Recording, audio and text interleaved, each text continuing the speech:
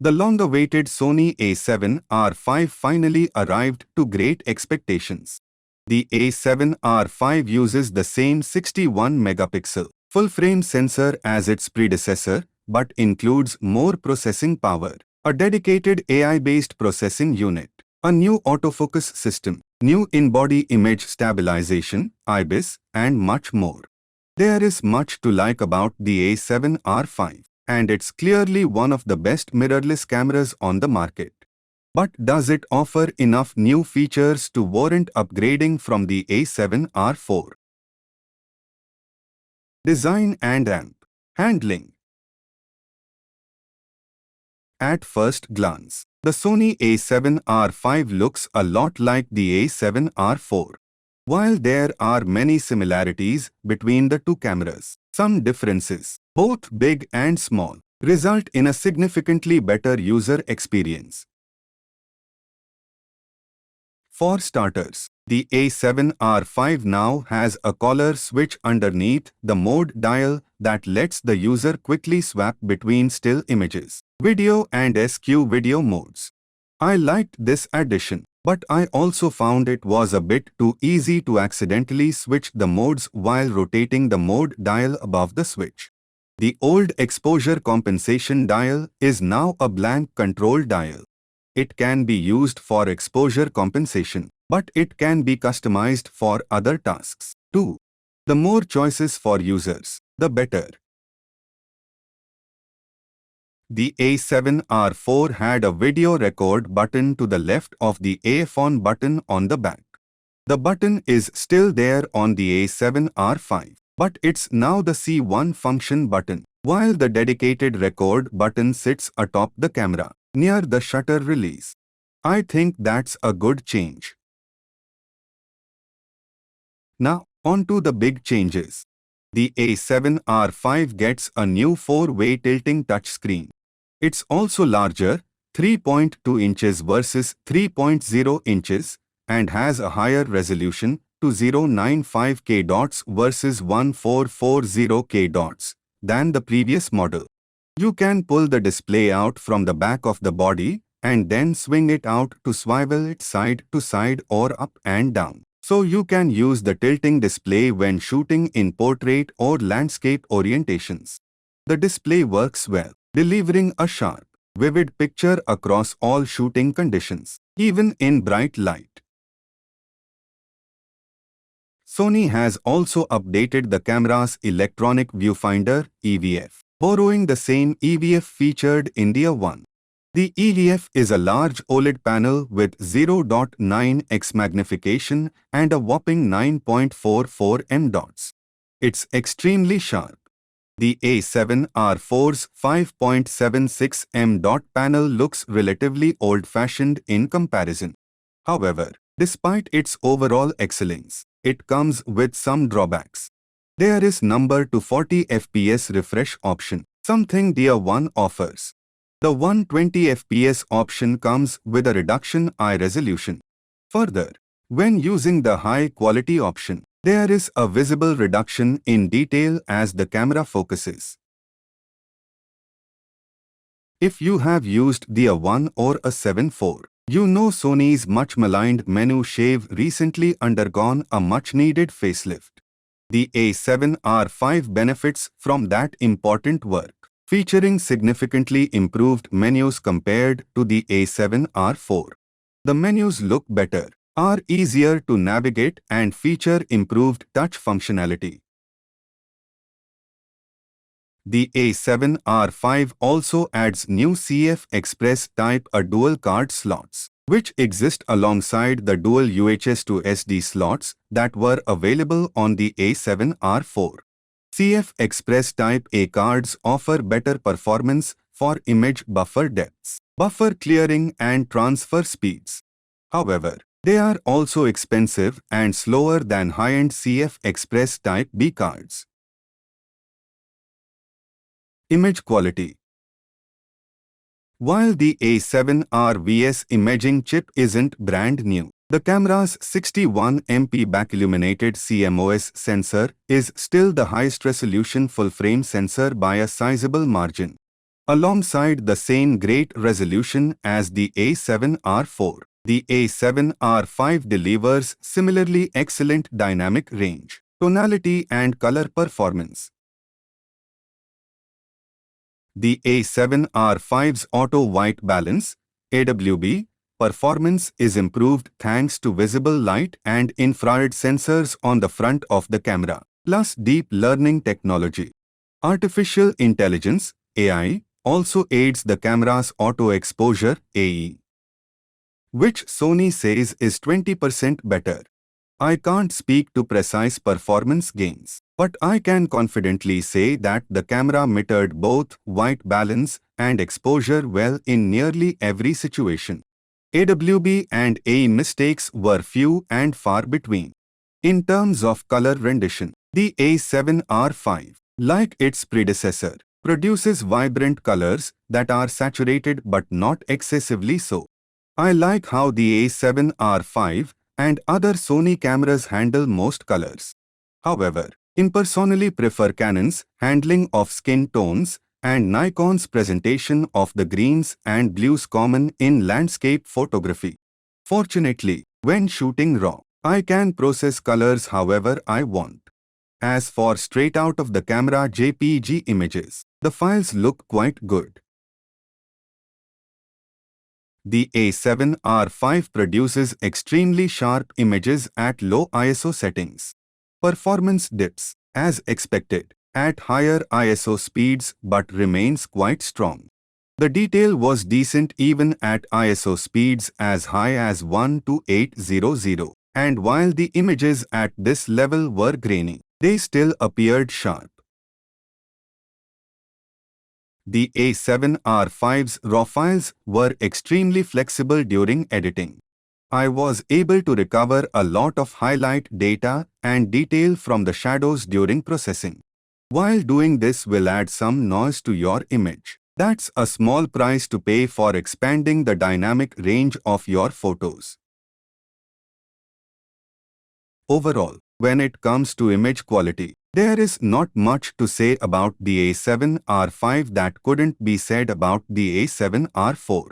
While that might disappoint photographers who hoped for a more tangible update in terms of the image sensor and image quality, it shouldn't be too tough to swallow given that the A7R5 produces among the best image quality of any full-frame camera.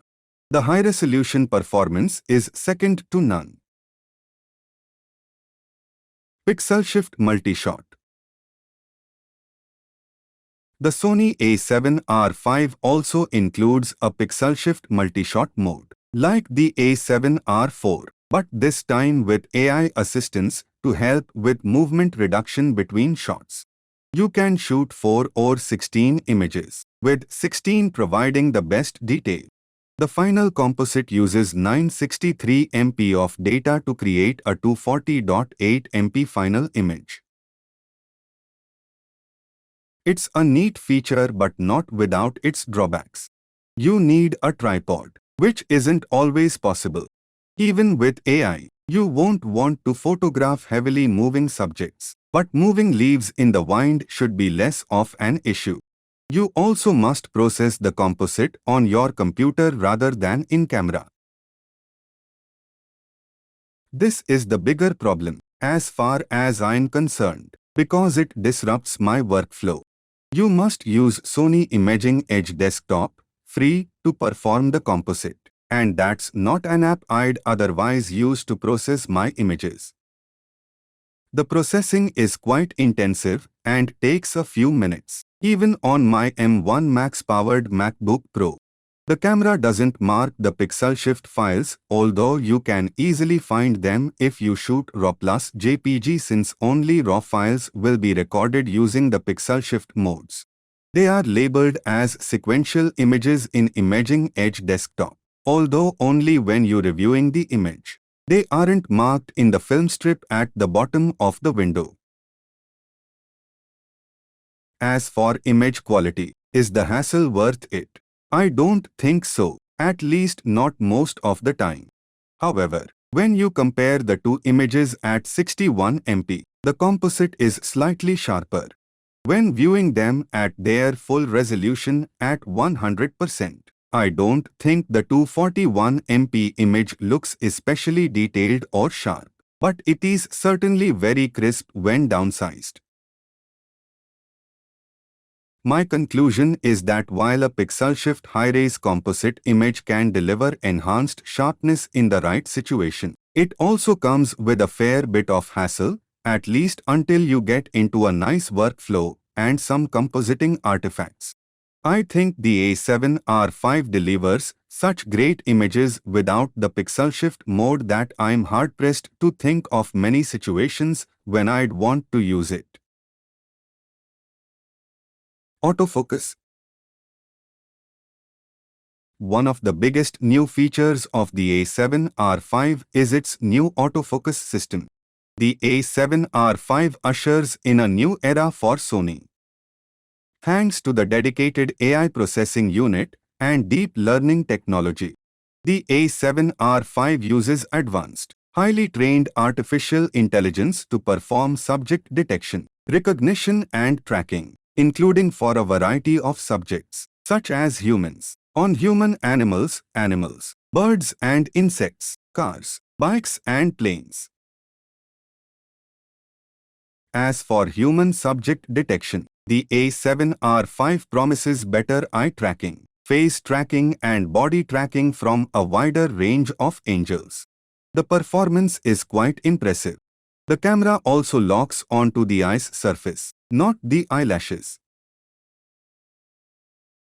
I was much more interested in the AI-powered animal subject recognition and detection, as I enjoy wildlife photography.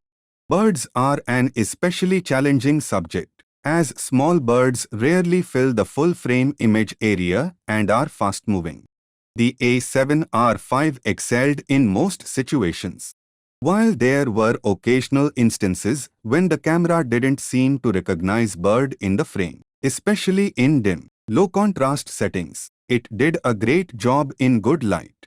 It did well most of the time in bad light, too, but the AF point was practically glued to the subject in bright light, even when photographing fast-moving gulls in the air. As for mammals, the A7R5 performed well, too. Consider if we shoot a deer. I shot a deer photo on a very cluttered environment, and the deer blends in with the background. But the A7R still did a nice job identifying the subject and achieving focus, and this was in a low-light environment. I have shot using Bird AF in the Sony A1 and a7 IV quite a bit, and I think that the A7R5's new AI-powered autofocus system performs better than both of those, at least in terms of accuracy.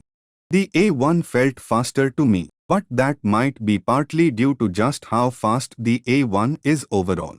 When using the A7R5, watching the AF point follow a moving subject in the viewfinder in what seems like practically real time is amazing. The A7R5 adds many more animals, thanks to the AI chip, and is better able to decipher a wider range of already supported animals like cats, dogs and birds. The camera also better tracks subjects when the eyes aren't in view or are too small in the frame to track accurately. There is a level of body, head and eye tracking that's more precise and fine-grained depending on the situation. Long story short, Sony claims that the AF system is more sophisticated and accurate, and that proved true during my hands-on experience. Performance. As for performance, the camera isn't super fast. The sensor isn't stacked, so the camera is limited a bit in terms of readout speed, and burst shooting performance suffers as a result. The camera shoots at up to 10 frames per second using its mechanical shutter and 7 frames per second using the electronic shutter. I'd recommend sticking to mechanical when possible. The sensor just isn't as quick as the one in the A1 or A9 too, so you are going to run into rolling shutter artifacts in certain situations. So, the camera isn't especially fast, but the addition of Express Type A lots aids buffer performance. I don't have a CFexpress Type A card, so I can't specifically test the improvements. However, trusted colleagues in the industry report buffer depths that are more than 10x better, greater than 500 versus less than 50 images. You can also use the new lossless compressed raw image setting for even better buffer performance at a minimal, often non-existent, cost to image quality. That's a significant difference. And if you intend to do a lot of burst shooting, a CFexpress Type A card is likely worth the rather hefty price. The A7R5 also uses a new in-body image stabilization system with new gyro sensors and improved processing power. The 5-axis IBIS system promises up to 8 steps of compensation, about 2.5 steps higher than the A7R4. As is always the case with IBIS testing, individual situations can vary widely. That said, the A7R vs IBIS system worked very well during my testing, and I achieved the results I expect. We have become used to Sony raising the bar significantly with almost every new camera it releases, and the Alpha A7R5 is no exception. In short, it's ridiculously impressive in almost every imaginable way. The sensor may still be the same as its predecessors, but that means you get class-leading image quality that can only be surpassed by stepping up to a medium format camera such as the 100MP Fujifilm GFX 100S, which requires compromising in terms of speed and autofocus. Elsewhere, it's a significant upgrade over the A7R4, thanks to its sensational viewfinder, superb screen design, and multitude of interface improvements. That's before we even consider Sony's latest subject recognition AF system, which adds a whole new string to the camera's bow. It just works so well, which makes shooting those specific subject types so much easier, particularly when they are moving rapidly or erratically.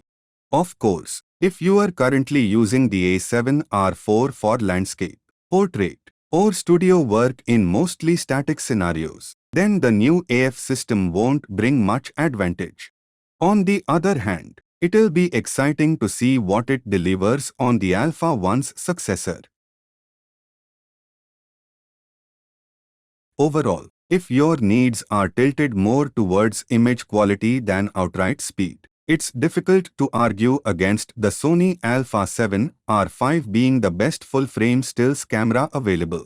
However, it's undeniably very expensive, commanding a serious premium over the likes of the A7R4 and Nikon Z7 II. Likewise, if you are not ideologically wedded to full-frame, you can get a significant fraction of the capability at a much lower price from the Fujifilm X-H2 or X-T5. But if you can justify the A7R5's price, you'll be blown away by just how good it is.